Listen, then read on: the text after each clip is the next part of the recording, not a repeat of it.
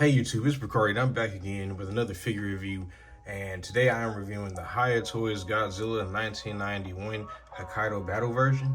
And I'm pretty impressed with what I have in front of me, because I have a few other Godzillas that I will compare him to later on, but compared to all of them, I would say I think I have the most fun with this one, in particular because of the tail articulation, which I'll get into once I get to that.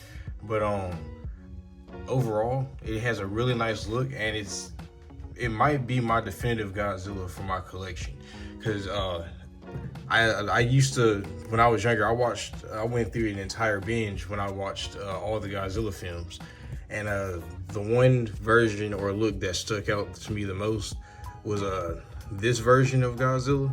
And ever since, it's been one of those looks for him that I've always wanted to have in the collection. And now that I could get one for a decent price from Hiya Toys, this makes it very worth having.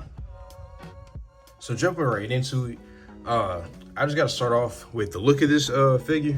It looks great. It has a lot of great sculpting, a lot of great details. It's been a really long time since I actually seen the movie that this Godzilla was from, so I can't necessarily tell you if it's 100% screen accurate or not.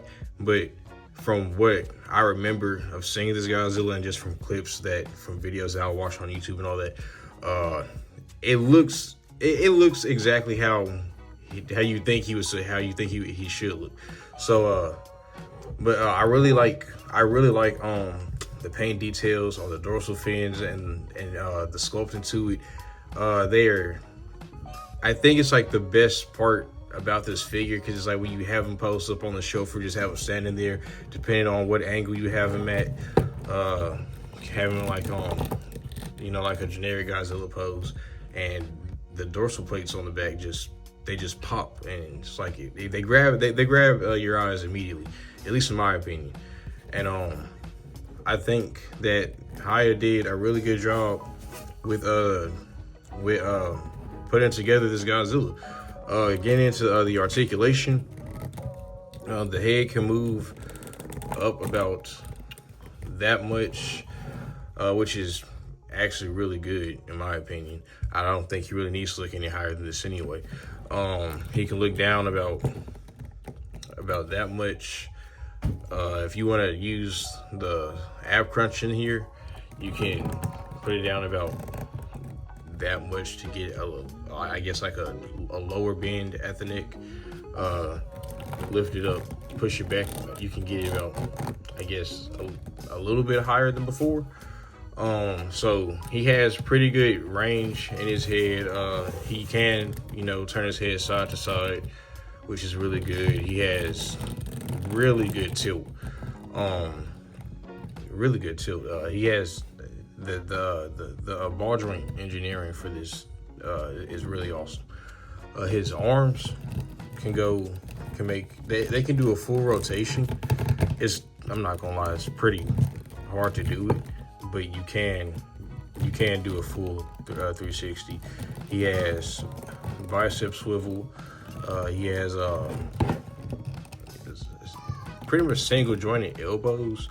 They bend about this much, come down about that much. This arm, I feel like, doesn't reach as far as this one, because it can bend about that much, and then it can straighten out about that much. I don't know if it's showing on camera much. Maybe it's this arm, but I don't think, it. Maybe I'm just tripping. Maybe both the arms are fine. At the waist, he can twist from like left to right, but the dorsal plates do get in the way, so I would be careful about that. As you saw before, he has like a slight crunch at the abdomen. Go back about that much, but can't really go any further because of the dorsal plates. His legs, with the arms, legs can go out about that much, back that much, He has bend at the knee, and he has some forward and back movement at the ankles. He has slight ankle pivot, and the tail is very, very articulated. Almost, it has, I'm not necessarily, popped off the tip of the tail. I'm not exactly sure how many ball joints are in here exactly, but it's actually it's really a good amount. You can get this tail to move almost any direction you want. Get it to do a lot of crazy things. Like, this tail is what makes this figure extremely worth it, in my opinion. And you can't do this with a lot of other Godzillas right now, at least with the Hiya brand. I don't have any Monster Arts Godzillas to compare this to, but compared to what I do have, this has the best tail range of all the Godzillas right now. Now, for his accessories, I'm not gonna lie, he's actually really lacking. But to be honest, most of Hiya Toys Godzillas don't really come with much accessories anyways, unless you get like the heat ray versions. But I don't have the heat ray version to any Hiya Toys Godzilla at the moment. So I'm not gonna trip about it, because I do have like some effects here that I can use for like a heat ray type thing. But really, all this Godzilla comes with are these two pairs of, these two hands. And they're like clawed looking hands, and other than that, he comes with nothing else.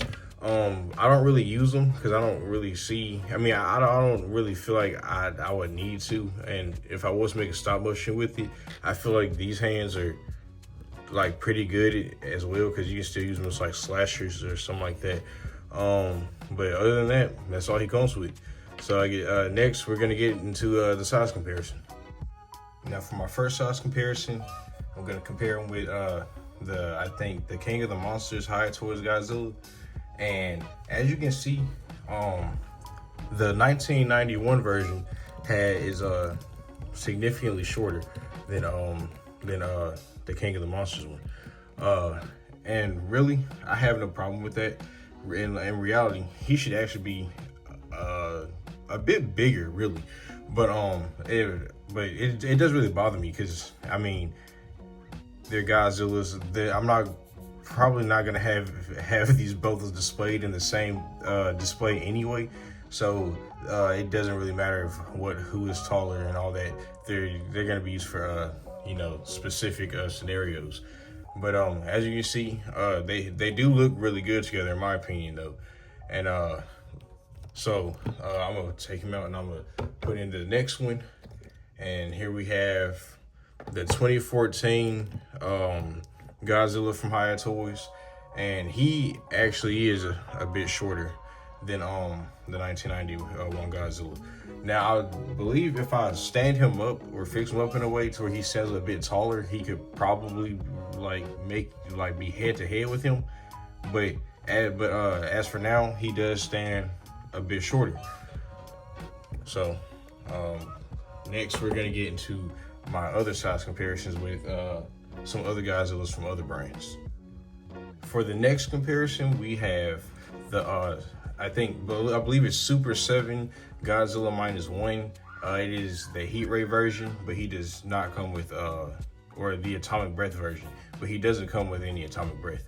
But I think they look pretty nice next to each other. If anything, I would say -1 is a little bit overscaled, and he should be about the same height as 1991 Godzilla, I believe. I'm not entirely sure if that's accurate. If I'm not, let me know in the comments down below.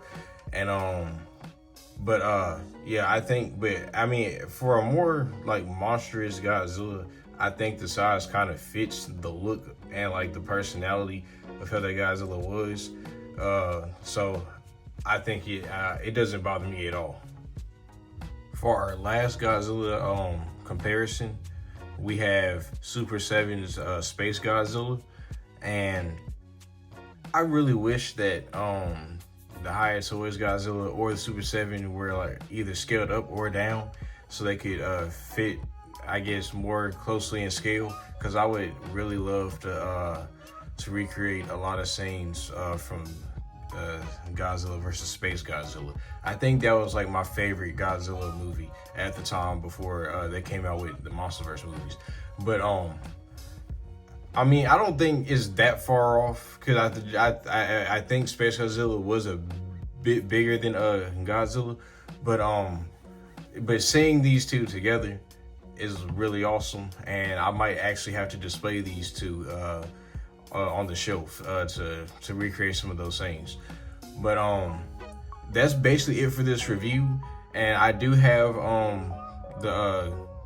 I have the Godzilla X Kong Godzilla Evolved coming in soon from Big Bad Toy Store. So when that comes in, I will be making a review of that. And in the meantime, take care. And this is Ricardi, and I'll see you next time.